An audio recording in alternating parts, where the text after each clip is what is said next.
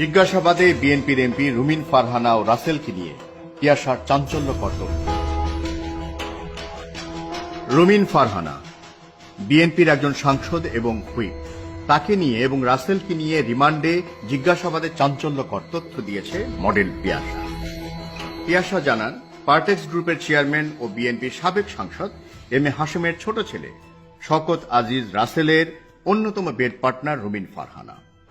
এমপির একজন মহিলা আছে, এক্স এমপি বা বর্তমান এমপি, ঠিক চিনি না, তার সাথেও কয়েকটা ছবি আছে, মেবি রুবিনা বা এরকম কিছু একটা এমপি, রুমিনা, রুমিন ফারহানা টাইপ কিছু একটা, রুমিন ফারহানা মেবি সংসদ সদস্য, জানি। হ্যাঁ, পার্টি ওনারা অনেক করে, অনেক পার্টি করে, বাসায় অনেক রকমের পার্টি হয়, গানা বাজনা হয়, নাচানাচি হয়, বলতে গেলে ডিজে পার্টি থেকে শুরু করে সব হয়, এবং গুলশান এলাকার যত আভিজাত্য ফ্যামিলি আছে সবাই ওই পার্টিতে জয়েন করে।